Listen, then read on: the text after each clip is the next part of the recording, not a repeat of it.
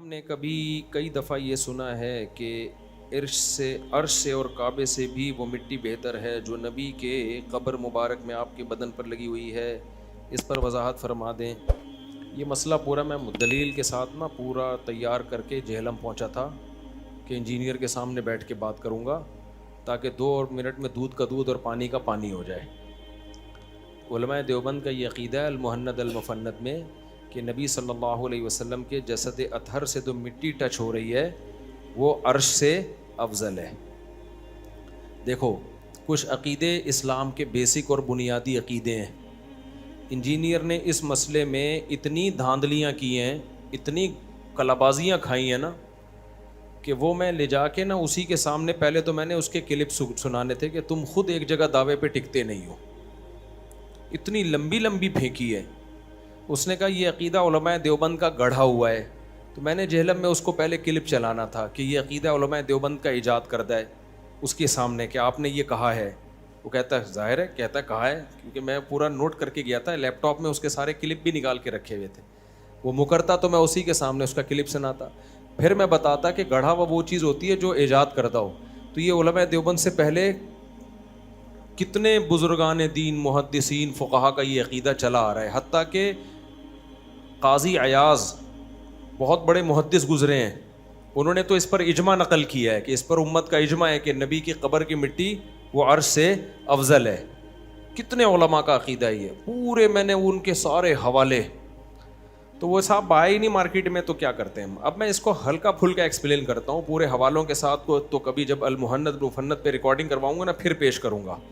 ابھی تو ظاہر ہے میں جو فوراً سوال آتا ہے اس کا جواب دے دیتا ہوں. میں اس کا جواب یہ ہے کہ دیکھو کچھ عقیدے اسلام کے بیسک اور بنیادی عقیدے ہیں, ان میں 2 رائے نہیں ہو سکتی. انجینئر نے یہ بھی دعویٰ کیا کہ عقیدہ اصولی ہی ہوتا ہے, یہ خود ایک لمبی پھینکی ہے. عقیدوں کی بھی 2 قسمیں ہیں. کچھ عقیدے اسلام کے بنیادی عقیدے ہیں, ان میں اختلاف رائے کی اجازت نہیں ہے, جیسے اللہ کا ایک ہونا اور پیغمبر کا آخری نبی ہونا, عقیدہ تقدیر ہے, اور جنت اور جہنم کا وجود. یہ سب اسلام کے بیسک عقیدے ہیں. ان میں کوئی اختلاف کرے گا تو اسلام سے ہی خارج ہے. کچھ عقیدے ایسے ہیں جس میں اسلام نے واضح تعلیمات نہیں دیں, ان میں انسان اجتہاد کر سکتا ہے. واضح تعلیمات نہیں دی ہیں اس میں, تو اس میں 2 رائے ہو سکتی ہیں. اب یہ جو عقیدہ ہے کہ اللہ نبی کی قبر کی جو مٹی جو آپ کے جسم سے ٹچ ہو رہی ہے یہ عرش سے افضل ہے, یہ علماء دیوبند کے نزدیک اسلام کے بنیادی عقیدوں میں سے نہیں ہے. علماء دیوبند کی رائے یہ کہ جو یہ عقیدہ رکھے وہ بھی ٹھیک ہے, اور جو یہ عقیدہ رکھے کہ عرش یہ مٹی سے افضل ہے وہ بھی ٹھیک ہے.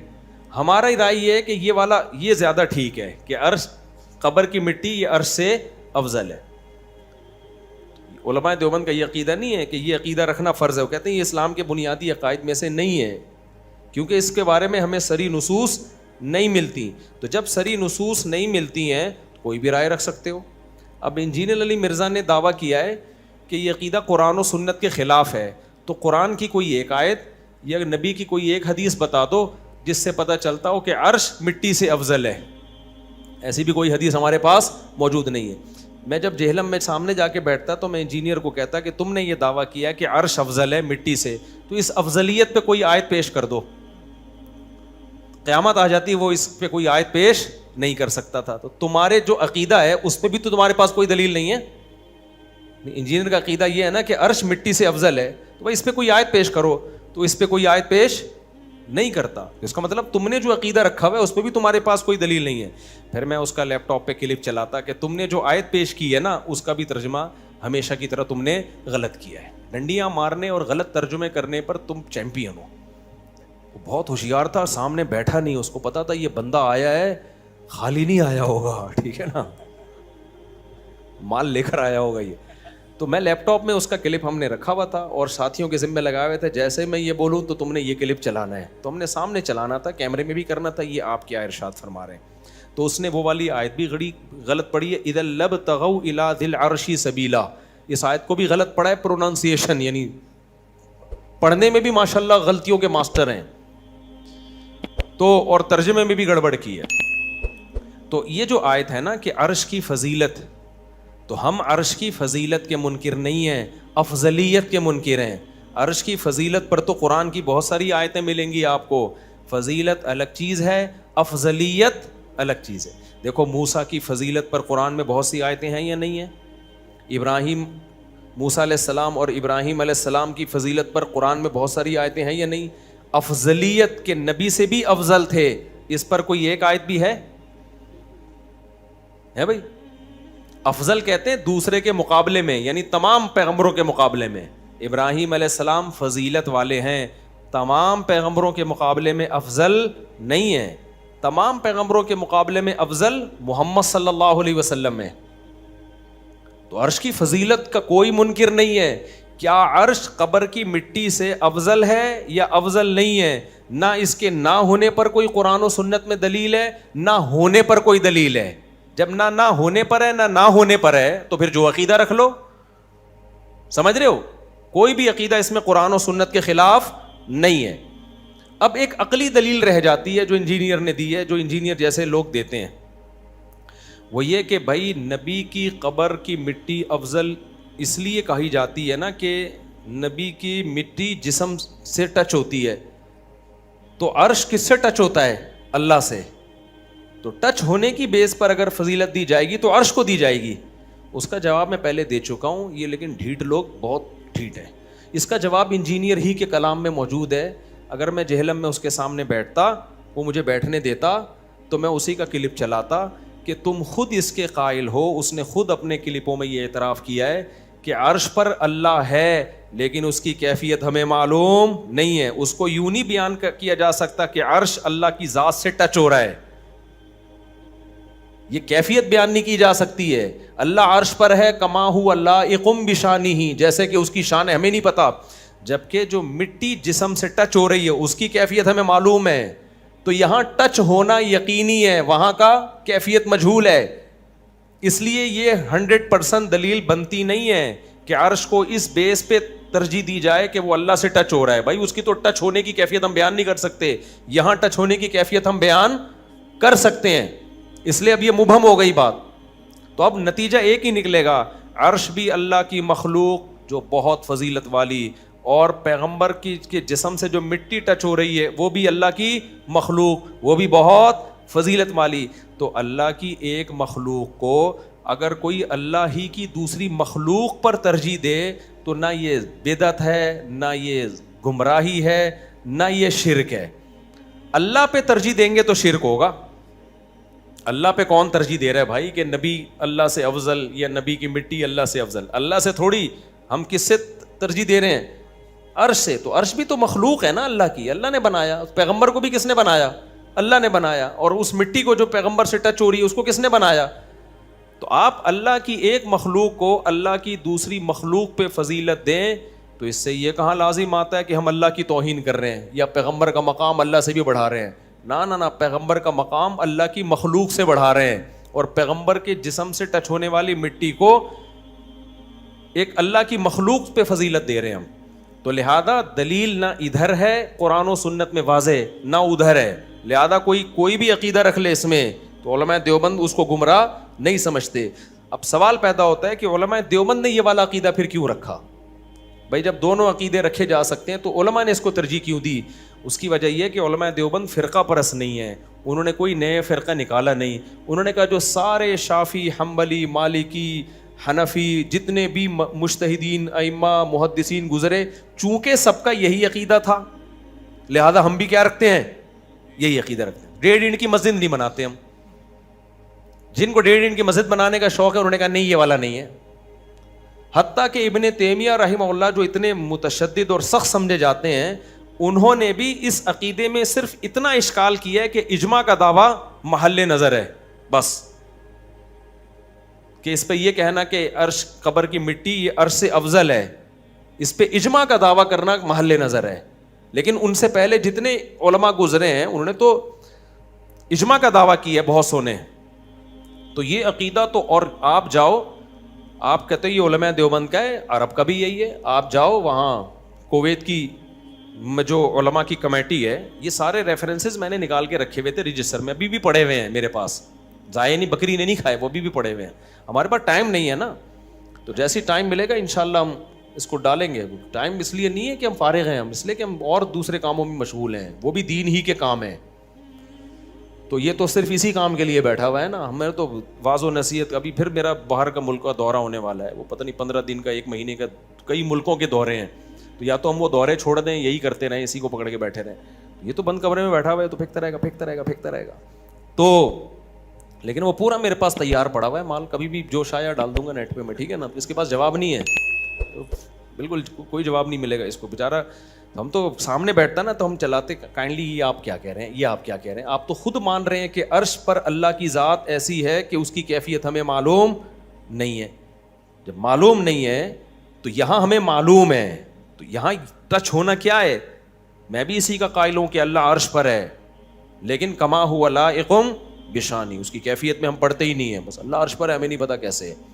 تو علماء دیوبند نے یہ عقیدہ اس لیے رکھا کہ علماء دیوبند نیا فرقہ نہیں بنانا چاہتے تھے. انہوں نے کہا جو ساری دنیا کے علماء صلحاء کا چلا آ رہا ہے وہ بھی, میرے پاس پوری رجسٹر میں نا صدیوں سے لے کے بہت سارے علماء کی تاریخ وفات کے ساتھ ہم نے ان کی کتابوں سے ان کے عقیدے نکالے تھے کہ وہ بھی یہ کہتے ہیں عرش قبر کی مٹی عرش سے افضل, فلاں بھی یہ کہتا ہے, فلاں بھی یہ, پورا صدیوں سے. اور یہ محدثین ہیں, ان کے خلاف انجینئر ایک لفظ نہیں بول سکتا, سمجھ رہے ہو.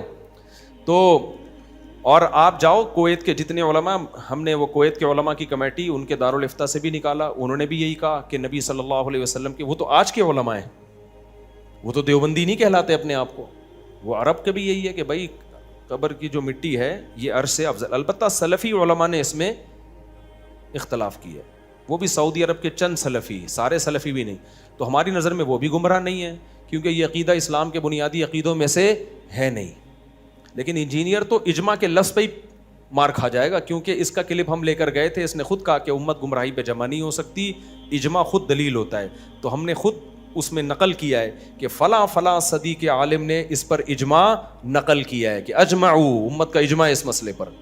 ایک مسئلہ یہ. اسی طرح یہ حیات النبی کے مسئلے میں بہت ڈنڈیاں ماری انجینئر نے. بھائی المہند علی المفند میں یہ لکھا ہوا ہے کہ نبی صلی اللہ علیہ وسلم قبر میں حیات ہیں, دنیاوی زندگی اور برزخی زندگی کے ساتھ. اس پہ اس نے کہا لو دنیاوی کہہ دیا, واہ بہت مذاق اڑایا ہے. تو اس کا کلپ میں خود چلاؤں گا. میں جب گیا تھا نا جہلم, اس کا کلپ لے کے گیا تھا کہ اس نے کہا ہے کہ جسمانی حیات کے ساتھ زندہ ہیں. تو آپ کا جو جسمانی کا مطلب ہے وہی ہمارا مطلب دنیاوی سے ہے. سمجھ رہے ہو کہ نہیں سمجھ رہے؟ اصل میں برزخی حیات ہے نبی کی, لیکن اس کو تشبیہ دی گئی ہے دنیاوی حیات سے. کیوں؟ اس لیے کہ اس حیات کا اس جسد اطہر سے تعلق ہے. کس نوعیت کا تعلق ہے یہ ہمیں معلوم نہیں ہے, کیونکہ بہت پاورفل برزخی حیات ہے, اس لیے اس کو دنیاوی سے تشبیہ دی گئی ہے. عین دنیاوی نہیں قرار دیا گیا اس کو. اس پر علماء دیوبند کی تصریحات ہیں کہ عین دنیاوی نہیں ہے, دنیاوی سے تشبیہ دی جا رہی ہے. تو اگر آپ کو اس تشبیہ پر اشکال ہے تو میں انجینئر سوال کروں گا کہ آپ کا کلپ میرے پاس موجود ہے, اس میں آپ کہہ رہے ہو جسمانی حیات کے ساتھ. تو تم جب جسمانی بول دو تو تمہارے اسٹوڈنٹ پی جاتے ہیں, ہم نے دنیاوی بول دیا تو ہم مشرک ہو گئے. بڑے ڈھیٹ اسٹوڈنٹ ہیں یار اس کے, آپ کو بتاؤ بڑے ڈھیٹ ہیں. اصل عقیدہ ہمارا یہ ہے کہ علماء دیوبند اس کو دنیاوی نہیں سمجھتے, دنیاوی جیسی سمجھتے ہیں. جیسی کا مطلب کیا ہے؟ جب ہم کسی کو کسی سے تشبیہ دیتے ہیں تو تشبیہ کا مطلب یہ ہوتا ہے کہ ہم وہ نہیں مان رہے. جیسے دیکھو میں کہتا ہوں زید شیر جیسا ہے, اس کا مطلب میں نے مان لیا کہ شیر نہیں ہے وہ. اگر شیر ہوتا تو میں شیر جیسا کہتا اس کو, شیر کو کبھی کہا جائے گا شیر جیسا؟ تو علماء نے کہہ دیا دنیاوی جیسی. تبھی اردو ترجمہ جو المہند المفند کا چھپا ہے نا, اس میں ہر جگہ یہی ہے کہ دنیاوی کی طرح ہے. تو کی طرح کا مطلب مان لیا کہ دنیاوی نہیں ہے. طرح کیوں کہہ دیا بھائی تشبیہ میں؟ جیسے زید کو جب آپ کہتے ہو شیر جیسا ہے, تو اگلا آپ سے پوچھے اس کی تو زید کی تو دم بھی نہیں ہے, زید کی تو نوکیلے دانت بھی نہیں ہے, ہم کہیں گے کس میں تشبیہ دی ہے؟ بہادری میں. تو جب علماء دیوبند نے کہہ دیا کہ وہ دنیاوی کی سی ہے, عربی میں یہ الفاظ نہیں ہے, کیونکہ تشبیہ میں مبالغہ جب کیا جاتا ہے تو تشبیہ کے الفاظ حذف کر دیے جاتے ہیں. جیسے جب میں کہوں زید تو شیر ہے, شیر, اب دیکھو میں یہ نہیں کہہ رہا زید شیر جیسا ہے, میں کہہ رہا ہوں زید کیا ہے؟ شیر. اب اگلا آ کے کہے آپ نے کہا زید شیر ہے، زید کی تو نہ دم ہے نہ وہ دھاڑتا ہے، تو میں کہوں بھائی شیر جیسا ہے. آپ کہیں جیسے کا لفظ تو آپ نے استعمال نہیں کیا. میں کہوں گا بھائی میں تشبیہ میں مبالغہ کر رہا ہوں، بہت بہادر ہے گویا کہ شیر ہے، لیکن حقیقت میں شیر نہیں ہے. تو علماء دیوبند نے نبی صلی اللہ علیہ وسلم کی قبر میں حیات کو برزخی کہا ہے، لیکن تشبیہ دنیاوی سے دینے کے لیے حرف تشبیہ کو حذف کر دیا تاکہ مبالغہ پیدا ہو. اردو ترجمے میں اس کی وضاحت کر دی ہے کہ دنیاوی کی طرح ہے وہ. اب علماء دیوبند سے آپ پوچھیں کہ آپ نے دنیاوی کی طرح قرار دیا، اس کا مطلب کیا ہے؟ تو علماء دیوبند بتائیں گے بھائی پہلا مطلب تو یہ کہ دنیاوی ہے نہیں، اگر ہوتی تو ہم کی طرح تھوڑی کہتے، برزخی تھوڑی کہتے پھر ہم اس کو. جبکہ انجینئر نے الزام یہ ڈال دیا کہ اس کو دنیاوی مانتے ہیں، گویا موت ہوئی نہیں ہے. ابے بھائی تم ہم پر ایسی چیز ڈال رہے ہو جس کے ہمارے اکابر قائل ہے ہی نہیں. کسی کی بات کا مطلب انہی سے پوچھا جاتا ہے نا. تو علماء کہیں گے پہلی بات تو یہ کہ وہ دنیاوی ہے نہیں، وہ برزخی ہے، تبھی ہم ورنہ دنیاوی سے تشبیہ نہ دیتے. دوسرا سوال پھر ہم علماء دیوبند سے پوچھتے ہیں کہ حضرت پھر آپ نے تشبیہ کیوں دی ہے؟ جب دنیاوی نہیں ہے تو دنیاوی سے تشبیہ کیوں دے رہے ہو؟ تو جب دیکھو کوئی شخص کہتا ہے نا زید شیر جیسا ہے، تو آپ زید سے جا کے پوچھو گے کہ شیر سے تشبیہ کیوں دے رہے ہو، تو وہ جواب میں کہے گا، ایکسپلین کرے کہ بہادری میں شیر کی طرح ہے، تو اس کی ایکسپلینیشن کو مانو گے یا ڈھنڈورا پیٹو گے؟ جھوٹ بول رہا ہے، غلط کہہ رہا ہے، مانو گے نا کہ یار اچھا ویل ڈن، زبردست، شیر جیسا کا مطلب بہادر، ویل ڈن، بالکل بہترین تشبیہ دی آپ نے. تو علماء دیوبند سے پوچھا جائے آپ نے دنیاوی سے تشبیہ کیوں دی، تو ہمارے پاس اس کے دو جواب ہیں، ایک انجینئر کو دینے کے لیے، ایک پبلک کو دینے کے لیے. انجینئر کو دینے کے لیے تو آسان جواب ہے کہ تو نے جسمانی سے تشبیہ کیوں دی. صحیح ہے نا، تو وہ جو تشبیہ تو جسمانی کے، انجینئر نے کہا ہے کہ وہ برزخی ہے، جسمانی ہے، تو تیرا جو جسمانی کا مطلب ہے وہ کیا مطلب ہے تو بتا دے، ہم دنیاوی کا مطلب تجھے خود بتا دیں گے. تو جو مردی پھینکتا رہے بیٹھ گئے، تجھ سے کوئی پوچھنے والا نہیں ہے. تو وہ تو قیامت آ جائے گی، الٹا لٹک جائے گا، جواب نہیں دے گا. اور جو جواب دے گا وہی علماء دیوبند کا بھی جواب ہوگا کہ تو جب اس کو جسمانی سے تشبیہ دے سکتا ہے تو ہم نے اس جسمانی کے بجائے دنیاوی کا لفظ استعمال کر لیا، کیونکہ دنیا میں جسم کے ساتھ حیات ہوتی ہے. سمجھ رہے ہو؟ تو تعبیر کا فرق ہے. دوسرا جو علمی جواب ہے وہ یہ ہے کہ دنیاوی سے تشبیہ پاور، طاقتور ہونے میں دی ہے. دیکھو برزخ میں ہر ایک کو زندگی ملتی ہے، کافر کو بھی ملتی ہے، تبھی تو اس کو عذاب کا احساس ہوتا ہے. اگر بالکل ہی مردہ ہو گیا ہوتا تو نہ عذاب ہوتا، کافر کو تو ثواب نہیں ہوتا ہی نہیں عذاب کا. اور مسلمان کو قبر میں کیا ملتا ہے؟ نعمتیں ملتی ہیں. تو یہ حیات ہی کے تو اثر ہیں. بالکل گمسم ہو جانا، مر کے بالکل فنا ہو جانا، یہ تو کافروں کا عقیدہ ہے. ہم تو کہتے ہیں برزخ میں انسان کو حیات ملتی ہے، جیسے فرعون کو بھی حیات ملی ہے برزخ میں. اللہ کہتے ہیں پانی میں گیا، داخل کہاں ہوا ہے؟ آگ میں.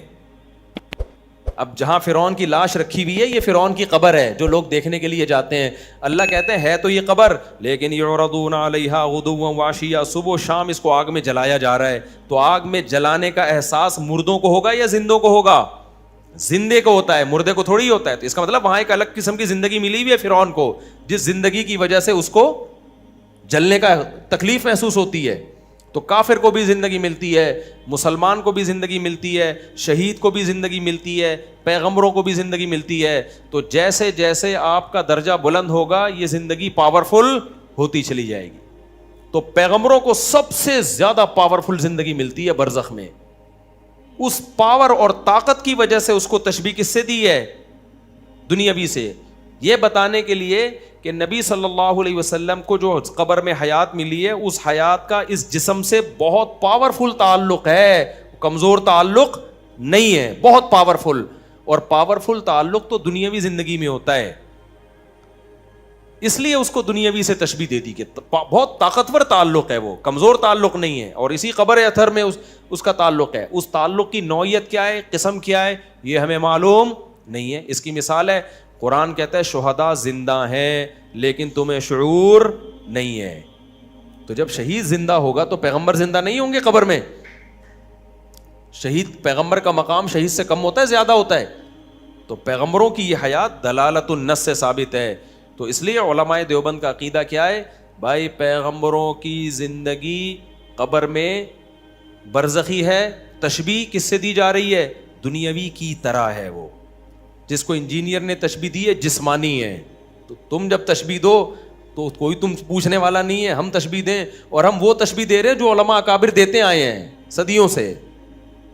تو اس لیے یہاں بھی سامنے بیٹھتا مزہ آتا, سامنے آپ لوگ بیٹھے ہوئے ہو یار, آپ سے تھوڑی ہمارا جھگڑا ہے, اس میں جھگڑا جس سے وہ بیٹھا نہیں سامنے, وہ بیٹھے گا بھی نہیں قیامت تک کہ اگر رات کو کیوں آئے تھے. حالانکہ رات کو آئے تھے تو اسٹے تو دن میں بھی کیا تھا نا ہم نے, آنے سے کیا ہوتا ہے بھائی. آپ کی شادی کل شام 4 بجے ہے لاہور میں, فرض کرو شام کو 4 بجے شادی ہے, آپ دولہا رات ہی کو لاہور پہنچ گیا خوشی میں, اب لڑکی والے رشتہ توڑ دیا, رات کو کیوں آئے تم, رات کو کیوں آئے؟ وہ بولے گا بھائی آیا رات کو, شادی تو 4 بجے ہی ہوگی نا دن میں.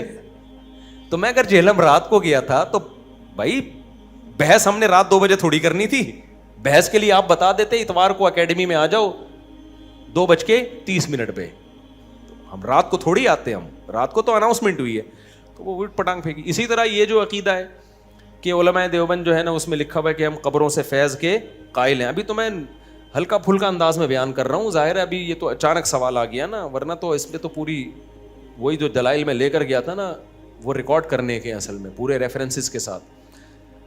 تو یہ جو علماء دیوبند پہ اس نے اعتراض کیا ہے کہ علماء دیوبند نے یہ لکھا ہے کہ ہم قبروں سے فیض کے قائل ہیں, اس طریقے پہ نہیں جو عوام کا طریقہ ہے, اس طریقے پہ جو خواص کا ہے. تو دیکھو یہ کہتا ہے دیکھو علماء دیوبند بھی قبروں سے مدد مانگنے کے, بھائی کس نے لکھا ہے کہ استمداد کے قائل ہیں؟ استمداد مدد طلب کرنا قبروں سے الگ چیز ہے, فیض الگ چیز ہے. اور آگے علماء نے بیان کر دیا دیکھو جب بھی کسی سے فیض حاصل کیا جاتا ہے اس کی 2 قسمیں, ایک اسباب کے تحت اور ایک اسباب سے ہٹ کے. اسباب کے تحت جب آپ کسی سے فیض حاصل کرتے ہو یہ شرک نہیں ہے, شرک ہمیشہ اس کو کہا جاتا ہے تو اسباب سے ہٹ کرو.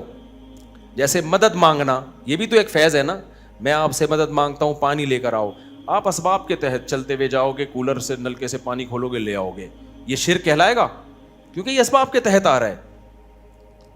اور ایک ہے اسباب سے ہٹ کے, طوفان آ گیا, قحط پڑا ہوا ہے, کوئی پانی کا نظام نہیں ہے, اب اللہ سے مانگا جائے گا. اب مخلوق سے مانگو گے اس کا مطلب آپ مخلوق کو مختار کل سمجھتے ہو, یہ شوں کر کے لے آئے گا. تو یہ غیر اللہ کی مدد یا یہ فیض یہ اسباب سے ہٹ کر ہے. تو علماء دیوبند نے لکھا ہے کہ قبروں سے اس فیض کے قائل نہیں ہے جو عوام جس کے قائل ہے. عوام اسباب سے ہٹ کے فیض کی قائل ہے. عوام یہ سمجھتی ہے کہ ان مردوں کو اللہ نے اختیارات دے رکھے ہیں, جب بھی ان کو پکارا جائے گا یہ بزرگ ہماری حاجت پوری کریں گے. اگر علماء دیوبند کا یہ عقیدہ ہوتا تو توحید کے سب سے بڑے علمبردار علماء دیوبند نہ ہوتے. کبھی کسی دیوبندی کو دیکھا قبروں سے جا کے مانگ رہا ہے؟ اور اگر آپ کتابوں کے ریفرنس دے دو نا, انجینئر صاحب ہو سکتا ہے فلاں دیوبندی قبر پہ مانگ رہا تھا, تو بھائی ہم اس کے پابند نہیں ہے, غلط کر رہا تھا, ہم سے پوچھ کے تھوڑی کر رہا ہے. یہ تھوڑی کہ کوئی بھی دیوبندی اٹھ کے کچھ بھی کر لے تو آپ علماء دیوبند کو بدنام کرنا شروع کر دو.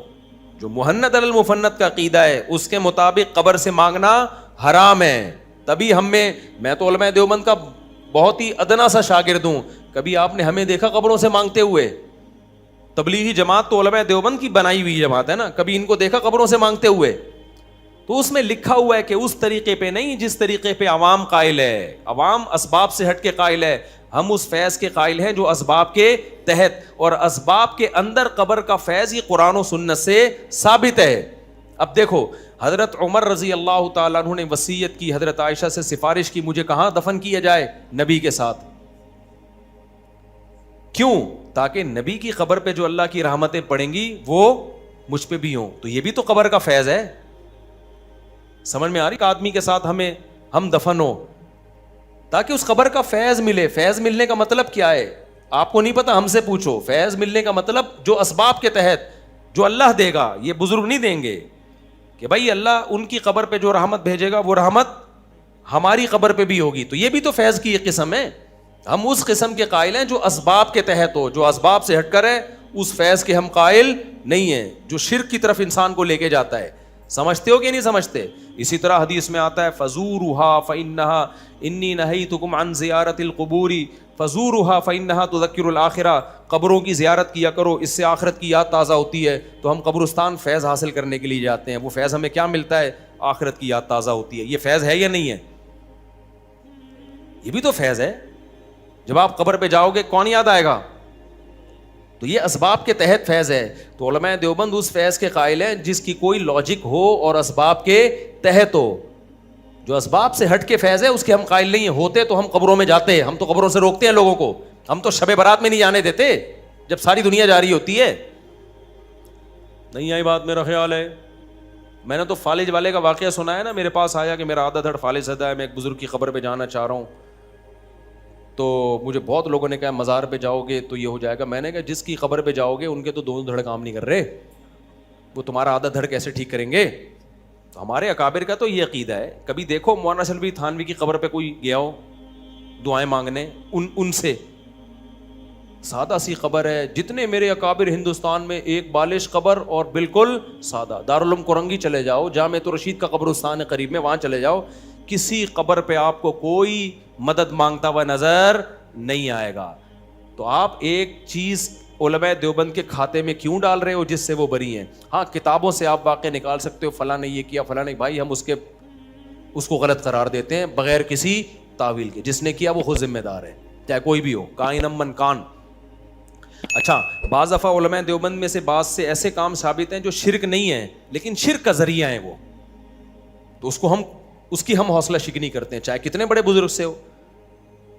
ہم کہتے ہیں یہ شرک تو نہیں ہے, اس کی تعویل ہو سکتی ہے, لیکن چونکہ شرک کا ذریعہ ہے لہذا وہ بزرگ زندہ ہوتے تو ہم ان کی خدمت میں جا کے کہتے کہ حضرت آپ وہ کام کر کے چلے گئے کہ ہمیں تو پتہ ہے. جی اچھا بھائی اوپر سے ویڈیو نہ بنائیں. تو ہم جو ہے نا ان سے یہ کہتے, بزرگ زندہ ہوتے, ہم کہتے حضرت آپ نے جو کام کیا ہے یہ اگرچہ شرک نہیں ہے لیکن شرک کا ذریعہ ہے, تو کائنڈلی آپ یہ کام نہ کریں. ہم ان کا مذاق نہ اڑاتے. مذاق اس لیے نہیں اڑاتے کہ کسی بھی شخص کے اچھے اور برے ہونے کا فیصلہ 2-4 باتوں سے نہیں کیا جاتا. اللہ بھی نہیں فیصلہ کرے گا, اللہ بھی اعمال کو تولے گا. ہمارے بعض اکابر ایسے ہیں ساری زندگی توحید کی دعوت میں گزری, 2-4 کام ان سے ایسے ہوئے کہ وہ بے-احتیاطی پر مبنی تھے. وہ زندہ ہوتے تو ہم کہتے حضرت یہ نہیں کرنے کا کام, لیکن ان دو بے احتیاطیوں کی وجہ سے ہم ان کو مشرک, کافر, بدعتی, گمراہ کہنا شروع کر دیں. یہ آپ کا حوصلہ ہے کیونکہ آپ کے یہاں اکابر ہوتے نہیں ہیں, روحانی باپ ہوتے ہی نہیں ہیں. جن کے یہاں ہوتے ہیں وہ اتنی جلدی باپ سے دستبردار نہیں ہو جاتے.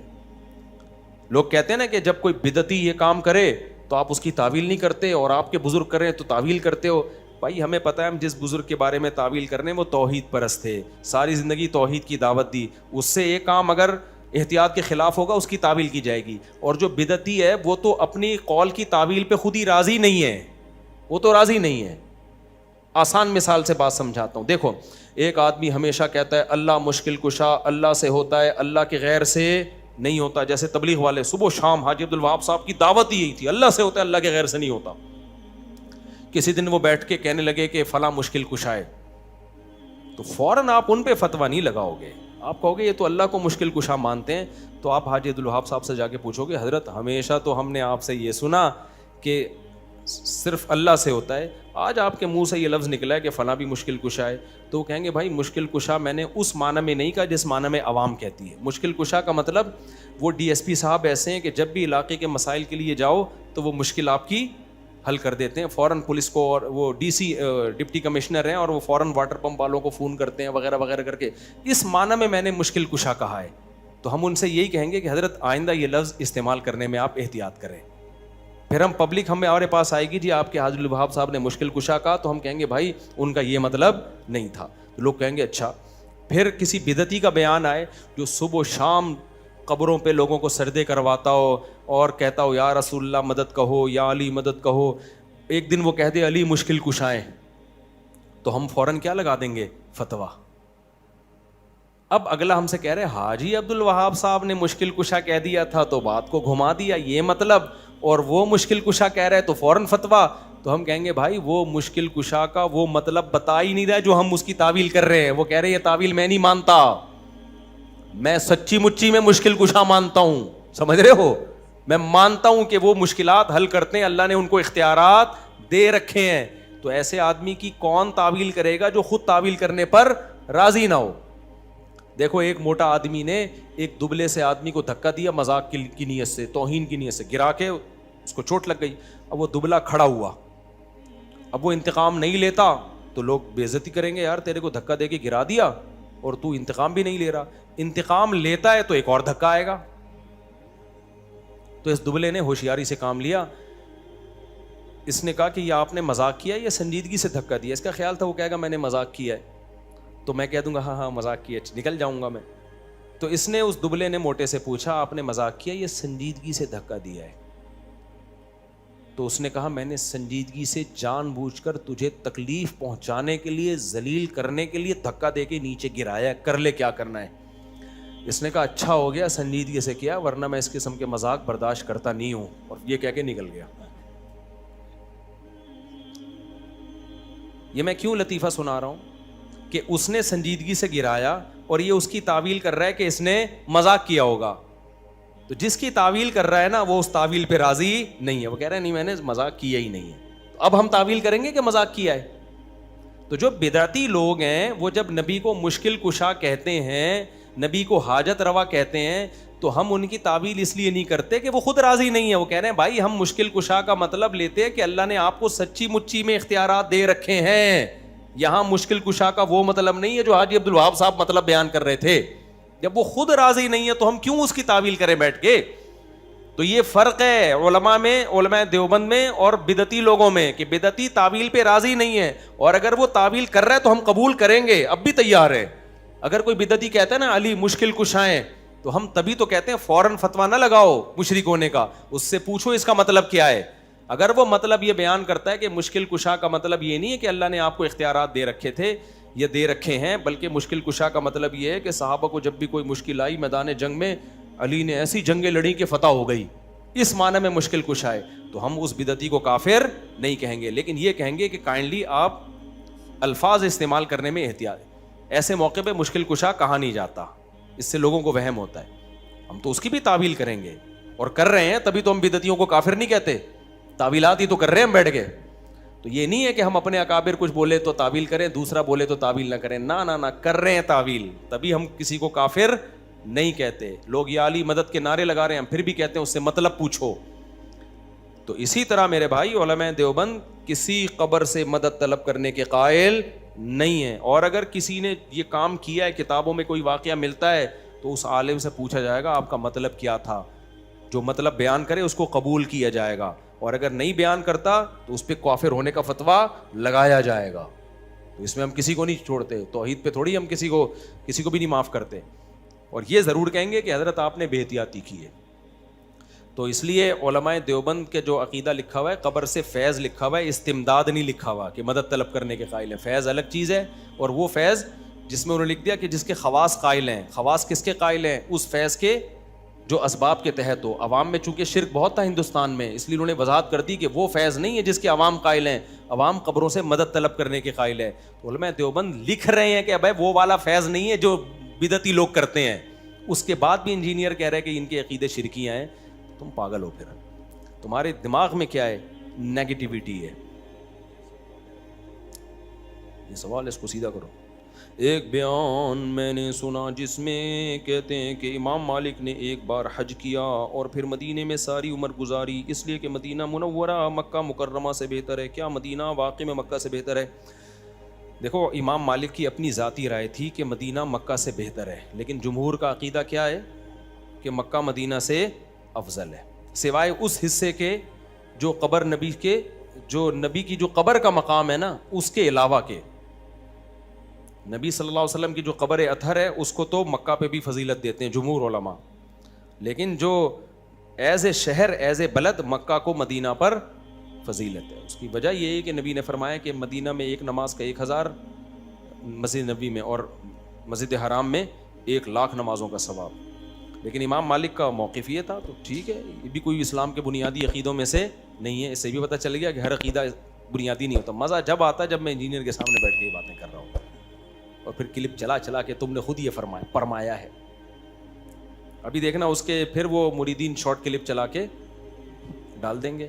ابھی ایک مرید نے پھر اس کی بدتمیزی کی ہے، پھر میرا آدھا کلپ چلایا ہے جس میں میں لوگوں سے کہہ رہا ہوں کہ شوہر یہاں پر اور بیوی امریکہ میں، 5-10 سال ہو گئے، بچہ پیدا ہوا تو حلالی ہوگا، ناجائز نہیں ہوگا، اور اگر ناجائز ہے تو شوہر کہے کہ میرا بچہ نہیں ہے، انجینئر کو یہ کہنے کی اجازت نہیں ہے کہ تیرا بچہ نہیں، اس کا بچہ نہیں ہے، کیونکہ انجینئر اگر یہ کہے گا تو پھر اس کا مطلب اس کی بیوی پہ آپ زنا کی تہمت لگا رہے ہو، اور زنا کی تہمت جب لگتی ہے تو 4 گواہ لانے پڑتے ہیں۔ ان تمام باتوں کا جواب انجینئر صاحب بھی پی گئے اور انجینئر کا اسٹوڈنٹ بھی پی گیا. ان کے پاس بس ایک ہی جواب ہے کہ آپ غیر مسلموں میں اسلام کا مذاق اڑا رہے ہو. غیر مسلم کیا کہے گا, میاں بیوی اتنا دور بچہ کیسے ہو گیا؟ تو غیر مسلم آنے دو, اکثر غیر مسلم آپ سے زیادہ سمجھدار ہوتے ہیں, ان کو میں سنبھال لوں گا. اب دلائل کا جواب دلائل کی دنیا میں دو. بخاری کی صحیح حدیث ہے جس میں آتا ہے کہ زانی کا بچہ نہیں ہوگا. اس میں یہ تھوڑی ہے کہ اگر زانی کا ہے تو ہوگا, نہیں ہے تو نہیں. صاف حدیث میں کیس آیا کہ زنا سے بچہ پیدا ہوا, نبی نے فرمایا نہیں, پھر بھی کس کا ہوگا؟ باپ کا ہوگا. ہاں, باپ کو اجازت ہے نفی کرے کہ میرا نہیں ہے. جب باپ نفی کرے گا تو اسلام کہتا ہے اتنے آرام سے نفی نہیں ہوگی. اس کا مطلب تم بیوی کو کیا کہہ رہے ہو؟ زانیہ کہہ رہے ہو. زانیہ کا مطلب چارگواہ نہیں ہے تو لعان کرو, عدالت میں جا کے قسمیں اٹھاؤ. اس پورے پروسیس سے گزرے بغیر آپ اپنے بچے کی نفی نہیں کر سکتے, چاہے 100% یقین ہو کہ کسی اور کا بچہ ہے. یہ اسلام کا آرڈر ہے, اس میں عقل نہیں چلتی. ہاں, اب اسلام نے ایسے اللاجیکل کام جو بظاہر اللاجیکل ہے اس کا آرڈر دیا کیوں؟ یہ ایک سوال پیدا ہوتا ہے. اس کا جواب سنو کہ انجینئر کے اسٹوڈنٹ سے زیادہ ڈھیڑ ہم نے دنیا میں دیکھے نہیں ہیں. سوال پیدا ہوتا ہے جیسے اب غیر مسلم آ گیا کہ یار 20 سال سے ملے نہیں ہیں اور آپ اس بچے کو اس کے شوہر کے کھاتے میں ڈال رہے ہو, یہ تو پاسبل ہی نہیں ہے. تو ہم غیر مسلم کو جواب دیں گے کہ دیکھو, اسلام جب قانون بناتا ہے تو ساری انسانیت کو سامنے رکھ کے بناتا ہے. اسلام یہ چاہتا ہے کہ بچوں کے باپ ہوں. انگریزوں کو تو باپ کی کوئی ویلیو نہیں ہے, تو بچے کے لیے اس کو باپ ماننے میں فائدہ کس کا ہے؟ بچے کا ہے. اس لیے کوئی دور دور کا بھی امکان نہیں ہے, لیکن چونکہ بچے کا فائدہ اس میں ہے کہ اس کو باپ مان لیا جائے تو اسلام اس کے کھاتے میں ڈال دیتا ہے, تو اس کا باپ ہے. ہاں, اب اس پہ ظلم تھا کہ ایک دوسرے کا بچہ آپ نے اس کے کھاتے میں ڈال دیا, تو اسلام کہتا ہے تو بول دے میرا نہیں ہے. ہم زبردستی تھوڑی کر رہے ہیں کام. اس لیے میں کہہ رہا ہوں کہ اس بچے کی نفی انجینئر نہیں کر سکتا, یہ کر سکتا ہے جو بیوی کا شوہر ہے, یہ کہے گا میرا نہیں ہے. جب یہ چپ بیٹھا ہے نا تو اس کا مطلب اسلام اس بچے کو ایک باپ دینا چاہتا ہے, چاہے حقیقت میں نہ بھی ہو. ڈی این اے سے پتہ بھی چل جائے یہ اس کا نہیں ہے, پھر بھی بھائی مان لینے میں بچے کا فائدہ ہے. تو بچے کے فائدے کے پیش نظر اسلام نے اس اللاجیکل بات کو لاجیکل قرار دے دیا ہے. کچھ چیزیں اللاجیکل ہوتی ہیں, اسلام کہتا ہے اس کا فائدہ بہت ہے اس لیے لاجیکل ہی ہے وہ. اس کی اور آسان مثال دیتا ہوں. دیکھو, کوئی بچہ کچرے پہ پڑا ہوا ملے نا, اب 2 آدمیوں میں پھڈا ہو گیا, ایک کہہ رہا ہے میں اس کو پالوں گا, دوسرا کہہ رہا ہے میں. بعض دفعہ ہوتا ہے نا کوئی ولد الزنا بچے ہوتے ہیں, عورت کچرے میں پھینک کے چلی جاتی ہے. اب 2 آدمی آ گئے, کہہ رہا ہے مجھے دو, دوسرا کہہ رہا ہے مجھے دو, تو گورنمنٹ دونوں میں سے ایک کو دے گی. تو علماء نے لکھا ہے کہ اگر کوئی یہ کہہ دے نا میں اس کا باپ ہوں, تو آنکھیں بند کر کے اس کو دے دیا جائے گا. اس تحقیق میں نہیں جانا جائے گا کہ یہ باپ کیسے ہو گیا, حالانکہ عقل کے خلاف ہے. تو باپ ہے تو کچرے میں بچہ کیا کر رہا ہے؟ اس لیے مان لیا جائے گا اس کا دعویٰ کہ بھائی اس میں بچے کا فائدہ ہے, حالانکہ وہاں بھی یقین ہے کہ اس کا باپ ہوتا تو پھڈا کیوں کر رہا ہوتا. 1 گھنٹے کے بعد تو نے دعویٰ کیا میں اس کا کیا ہوں؟ باپ ہوں. ہم کہتے ہیں مان لو بس تیرا بیٹا ہی. یہ کہے کہ میرا بیٹا نہیں ہے تو پھر ہم کہیں گے نہیں ہے, لیکن جب یہ منہ سے بول رہا ہے میں اس کا باپ ہوں, تو بغیر دلیل کے اس کو اس کا باپ مانا جائے گا, کیونکہ اسلام میں بچے کے لیے باپ لیس ہونا بہت بڑا عیب ہے. تو بچے کے فائدے کے لیے کچھ اللاجیکل کام اسلام میں کیا بن جاتے ہیں؟ لاجیکل. لاجک کے اس کی مثال ایسے ہے, جھوٹ بولنا کتنا برا عمل ہے, کوئی اچھا کام ہے, لیکن حدیث میں آتا ہے میاں بیوی کے درمیان سلو کرانے کے لیے یا 2 مسلمان بھائیوں کے درمیان سلو کرانے کے لیے جھوٹ بولنا صرف جائز نہیں. حدیث کا مفہوم کیا ہے؟